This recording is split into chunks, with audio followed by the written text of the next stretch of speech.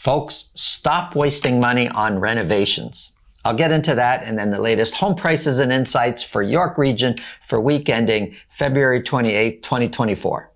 If you want to speak with me about your real estate situation, selling, buying, it's really simple. Up here, there's a link to my calendar. Below in the description, there's a link to my calendar. Click on that, book a time that's convenient for you, and we'll talk about whatever's on your mind. And for those of you that have recently subscribed, thank you for that. Those of you that watch every week, you enjoy the content, consider subscribing. Stop wasting money on renovations if you're planning to sell. Let me tell you my experience. There's one client I had for about 4 years. It would seem that every single spring I'd get that what became an annual phone call to say, Santo, we're thinking of selling, come and see our house. And so I'd go, I'd look at the property, and each year I would go, we'd have the conversation on price, and they'd think about it, and then they'd wait and not go on the market, and they'd call me a year later. This happened for 4 years. Now, each year I went back, there was always a little something that they did over the course of the year. One year they updated the bathrooms, another year they changed the floors, another year they updated their kitchen.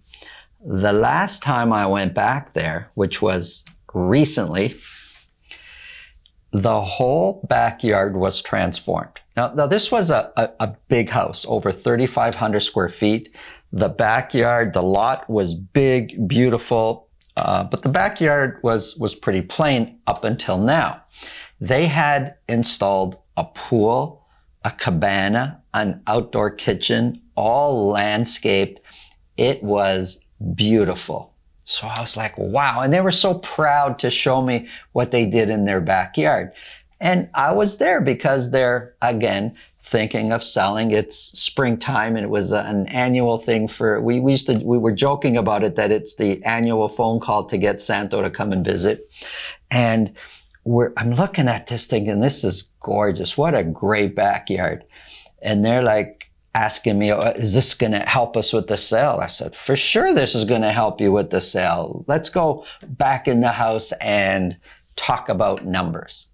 So we're looking at market trends in their neighborhood. We're looking at comparables and recent sales. And there was a home that very recently sold that similar to theirs on their street, very similar in size and in lot, and also had the backyard not quite as, let me say, new and as nice as theirs, because theirs was brand new and they spent a lot of money doing this, but it had a lot of the same features. So I said, well, this is a great comparable to yours, and it sold for X amount of money very recently. So for yours, we should get this amount of money. They were shocked at how low the number is. And they said, well, Santo, we spent like over $200,000 doing our backyard, thinking that it's going to increase our sales price. I said, it will increase your sales price, but not dollar for dollar. And they were surprised that the home I was pointing to, that they agreed it was very comparable to their home, but they were shocked that they could sell for low for whatever price they sold for versus other properties that sold that didn't have that backyard, because they know how much it costs to develop a backyard like that. And I said, you know, what a big difference is this person who sold the home like that, they bought it with those renovations already done, or the landscaping in the backyard. They bought it already done 5 years ago, and they've enjoyed it for that time. They paid a bit more when they purchased it, but it wasn't the $200,000 more. And they bought it, they've enjoyed it, and now they've sold it. And they've sold it for a little bit more than other properties that didn't have that in their backyard. So what you've done is gonna make your home very attractive, but you're just not gonna get dollar for dollar. And so then I looked at properties that have sold that didn't have all that done in their backyard. And I said, if you didn't do all that, you'd be selling at this price. And it turns out they would have been better off financially overall if they didn't do that to their backyard and sold it at a lower price, but without the $200,000 expense in updating their backyard that way. So there's renovations that can help, and then there's things you do and updates and rentals that are just not going to help. And many times, time is the factor. There's people out there that will add say a bathroom to the second floor so their family can enjoy the extra bathroom. Well, adding a bathroom on a second floor where a bathroom has never existed, that's not a small thing to do. You're talking about pipes, you're talking about moving walls, it's not an inexpensive thing to do. So to do that and then quickly sell it, yes, you'll get more than, say, a home that doesn't have it, but not dollar for dollar. But those people that do that renovation, they add a bathroom, their family enjoys it for so many years, then down the road when you go to sell it, you'll really feel the fruit of having what we'll call a more superior home because of that extra bathroom. It's appealing to a lot of buyers, and they will pay a little bit more, but they're not going to pay dollar for dollar, which is fine if you sell it down the road because you've had all those years of enjoyment. That's the backyard story. There's people that will, do all sorts of rentals, enjoy it for many years, and then they go sell it, and they feel good about it that they got a bit more for their home versus the home that doesn't have those updates.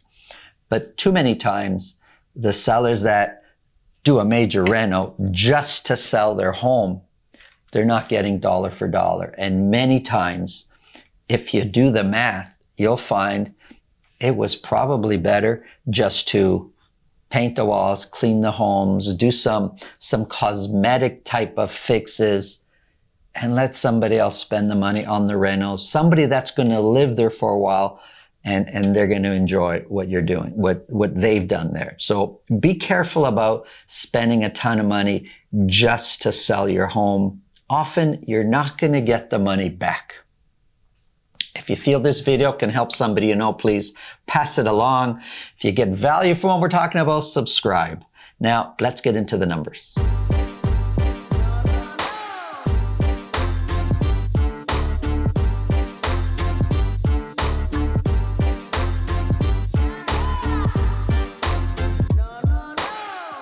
The market is shifting. Today we're going to focus on detached properties for Vaughan, Richmond Hill, and Markham. Here's a quick summary. Broken down by week, I've got 3 months on the board here. Average sold prices, again, just for detached properties here. So Richmond Hill is down, Vaughan is down, Markham is up. These are just average sold prices week over week. We're going to start off with Vaughan. 40 detached properties were sold. And although the last couple of weeks sales were down and now they're way up to 40, overall, I guess we're saying sales are up. We're up to 40.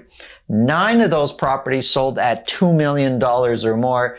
That's been increasing. We had 5, 7, 6, 8, 9. So overall, sales are increasing, trending upwards, I would say. Average sold price did come down quite a bit from the previous week. We're sitting at $1,710,000. Now, it's interesting. We had more properties selling at $2 million or more. Well, one more over the previous week. But overall, sales are much higher. And so when we see $1,710,000, it's kind of on the low end of where prices have generally been over the course of this year so far. We've been, in most cases, a bit more higher than 1.7 million. We've got 1,730, 1,728, 1,724. So 1,710, it's a little bit on the low side, but in the ballpark of where we've been for a good part of this year so far. 1,710,000 is 11% lower than where the prices were this time a year ago.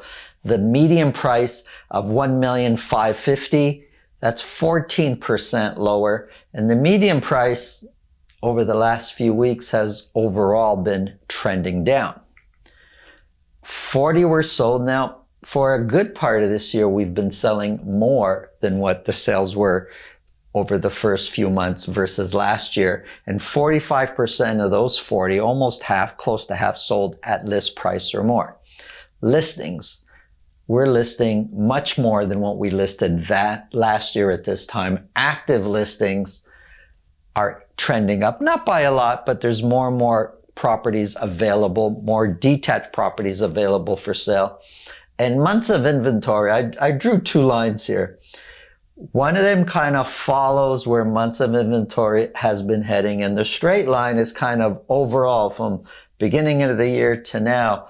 Overall, months of inventory has been trending down, would be my opinion. And the wave in prices kind of coincides with the wave in months of inventory. But right now, for week ending February 28th, we're sitting at 1.3 months of inventory. Now keep in mind, sales went from in the 20s, which gave us a months of inventory of over 2.2 months of inventory. This week's sales jumped up to 40, which was a big difference versus the previous week. And that's what brought months of inventory all the way down. So where are sales going to actually lie? If we stay in the 40s, we're going to see months of inventory continue to stay down if we don't see a huge influx in in listings. But if months of inventory, if sales kind of come down a bit, then it's going to balance out where months of inventory will increase. So we need time. We need time to see really where are we trending? Where's months of inventory going to stay? Because right now it's up and down. That's Vaughan. Let's look at Richmond Hill. 18 detached properties were sold. 5 of those were at $2 million or more. When we look at 18, it's not really, it's down from the previous week, up from the week before that. 18 to 20 for the last 4 weeks has been about the norm. So we're not really seeing an increase or a trending up or down when it comes to sales. It's pretty steady around 18 sales of detached properties in 1 week. Average sold price has come down to $1,891,000. And if you remove the lows and the highs, 1,891 is a little bit lower than where the average sold price has kind of generally been. We've been in the just a 1952, 1975, 1859. So 1891 is a little bit on the low side. We've been north of 19 for a good part of the new year so far. 1891 is 2% lower than where the average price was a year ago. The median price is 11% lower. That's come way down over versus the previous week to, to 1625. 18 were sold, 39% sold at list price or more. We were hovering around 50%. This 1 week it came down. Active listings slowly trending up. Listings, in most cases, were higher and listing more properties than we did a year ago. And months of inventory, just because, look, active listings is slowly trending up. Sales, pretty flat. They're not a lot of change. And that's why you see months of inventory quite stable. 2.1, 2.3, 2.6, 2.5 for this week. We're sitting at, just at the top end of a seller's market, starting to get into a balanced market. Now let's look at Markham. 23 detached properties were sold. 5 of those were at $2 million or more. Now 23 sales, pretty similar to Richmond Hill in the sense that kind of flat, not a lot of increase in sales. So 23 were sold. Average sold price shot up quite a bit from the previous week to $1,741,000. The previous week, I'm scratching it out because no properties were sold at $2 million or more, which is unusual, right? So we got to look at some of these numbers and figure out why. Why are we seeing what we're seeing? Why did they show up this way? Well, the previous week, an average price of $1,584. was just too low. It's not very typical of what we see in Markham. No property sold at 2 million or more. I put the number there, but I'm not betting that that's the average price. 1741 is more indicative of where prices generally are, average sold prices for Markham. And so if we get rid of this low one, it kind of seems that average prices, though, overall over the last 4 or 5 weeks have been trending down in Markham. Compared to last year, 1741 is 5% lower year over year. The median price of 1645 is 3% lower. And 23 were sold, we said, 70% sold at list price or more. That's a high number, a high percentage. Lots of competition in Markham for detached properties. 51 were listed. Active listings is slowly trending up, and months of inventory looks like they're slowly trending up. So far over the last 5 weeks, we're now at 1.7 months of inventory. And I said earlier, kind of looks like, forget this one crazy week in here, but for a little while now, average prices are trending down.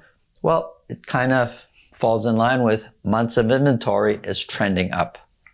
Here's a quick summary of Vaughan, Richmond Hill, Markham, and I put condos here just for contrast for York region. Look, we're not in a buyer's market, which is more than 5 months of inventory. And keep in mind, this is not an exact science. Balanced market, we say, is 3 to 5 months. You're going to see some pockets, you're going to see properties that are sitting there and you're wondering, why is he talking about mostly in a seller's market when properties are sitting there? Well, there are undesirable properties out there. Undesirable could mean totally priced wrong or just not desirable. There's features to those properties that makes it more difficult to sell.